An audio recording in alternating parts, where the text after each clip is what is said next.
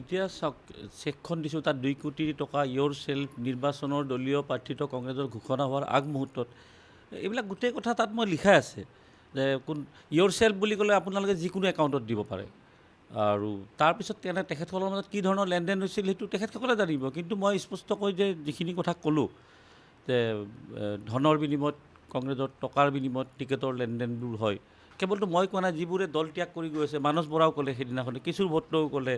যিমানে যোগদান কৰিছে সকলোৰে এটাই অভিযোগ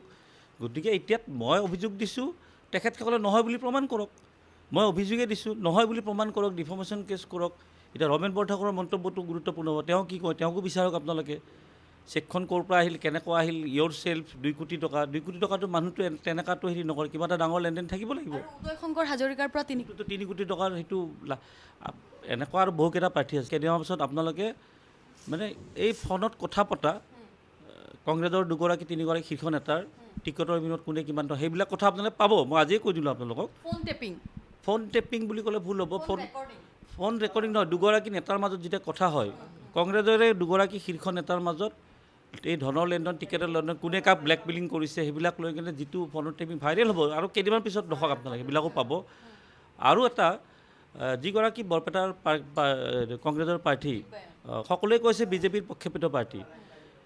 বিজেপিৰ কোনগৰাকী মন্ত্ৰীৰ জৰিয়তে ভজংকা মাৰ্কেটৰ এগৰাকী যিবিলাক টকা ট্ৰান্সফাৰ কৰা হাৱালা মানি বুলি কয় সেইটো বিজেপিৰ কংগ্ৰেছৰ নেতৃত্বলৈ গৈছে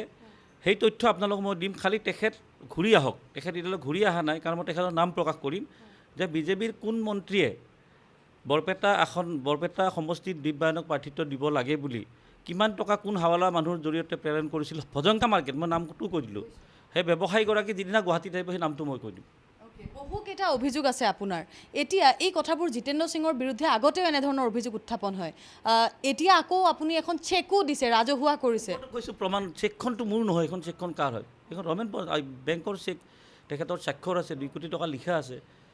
গতিকে তেখেতসকলে মই জিতেন্দ্ৰ সিঙৰ কথা কৈছোঁ যিমানে যি নকৰক এদিন ধৰা পৰিব তাৰমানে যেতিয়া সীমা অতিক্ৰম এতিয়া জিতেন্দ্ৰ সিঙৰ সীমা অতিক্ৰম কৰিছে কংগ্ৰেছ পাৰ্টি মই কওঁ বিৰাট ভাল পাৰ্টি ৰাইজৰ মনত আজিও কংগ্ৰেছ পাৰ্টি আছে যে কিন্তু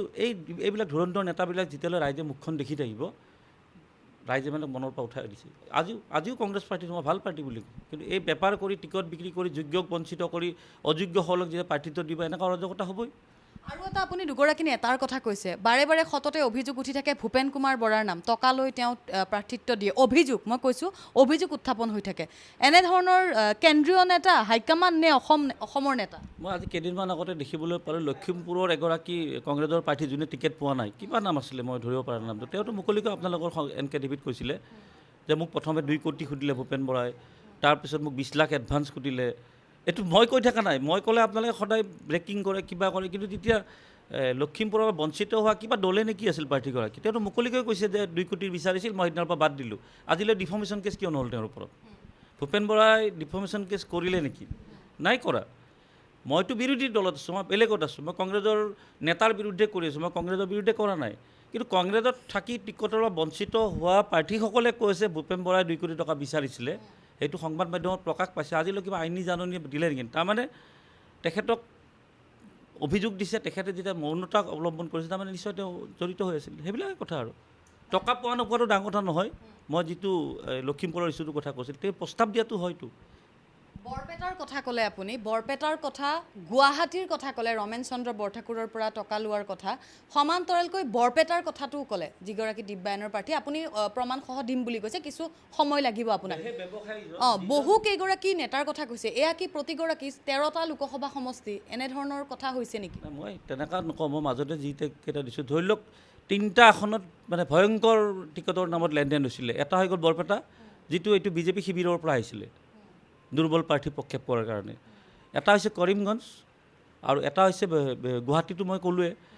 এই 3খন আসনত মানে এগৰাকী প্ৰাৰ্থী নহয় বহু কেইগৰাকী প্ৰাৰ্থী পইচা দিছে বঞ্চিত হৈছে তেখেতসকলক এতিয়া ৰাহুল গান্ধী প্ৰধানমন্ত্ৰী হ'লে আমাৰ চৰকাৰ আহিব তহঁতক চাম অমুক কৰিম এইবিলাক প্ৰলোভন দি ৰখাই ৰাখিছে কাৰণ দিয়াসকলৰতো যিসকলে দিব সেইসকলেতো ক'ব নোৱাৰে যে মই 2 কোটি টকা দিছোঁ ইনকাম টেক্সৰ কথা আহি যাব বহুত ধৰণৰ কথা আছে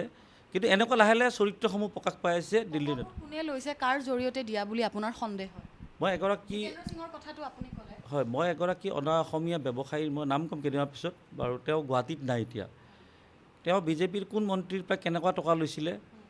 কোনখন মাৰ্কেটত লৈছিলে আৰু সেই টকা হাৱালাৰ জৰিয়তে দিল্লীৰ জিতেন্দ্ৰ সিঙলৈ কেনেকুৱা পঠিয়াইছিলে সেইগৰাকীক যেতিয়া ধৰিব হাৱালা বুলি ক'লেতো এইটো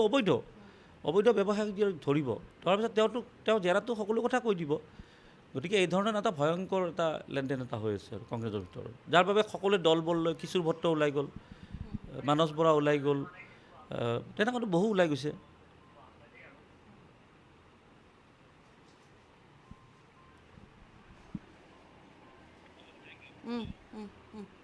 আৰু এতিয়া আপুনি ক'ব মই এটা কথা সুধিছোঁ আপোনাক ক'ব যে আপুনি টিকট বঞ্চিত হৈ এনেধৰণৰ অভিযোগ উত্থাপন কৰিছে বুলি সেইটো সন্দৰ্ভত কি ক'ব বৰপেটাৰ পৰা আপুনি খেলিব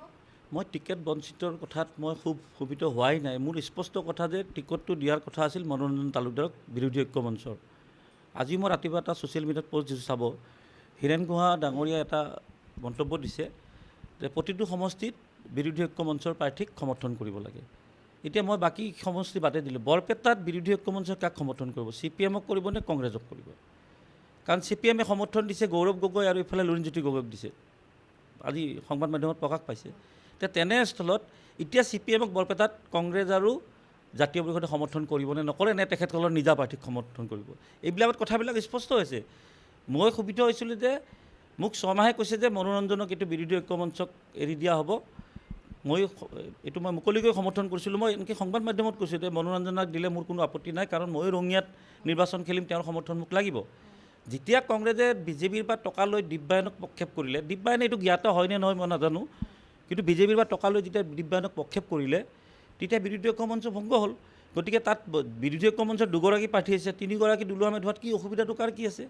কাৰ শক্তিটো আপোনালোকে ফলাফলত গম পাব যে বিৰোধী ঐক্য মঞ্চই দুলুৱা মেধক বঞ্চিত কৰা বা মনোৰঞ্জনক বঞ্চিত কৰাৰ ফলাফলত ঘোষণা পাব আপুনি যিদিনা ফলাফল ঘোষণা হ'ব সেইদিনাখন স্পষ্টকৈ প্ৰকাশ পাব দুলুৱা মেধৰ তীব্ৰ প্ৰতিনিধিত্ব হ'ব ভনীভূষণৰ লগত 3য় 4ৰ্থ স্থানত CPM আৰু কংগ্ৰেছ থাকিব 3য় 4ৰ্থ স্থানত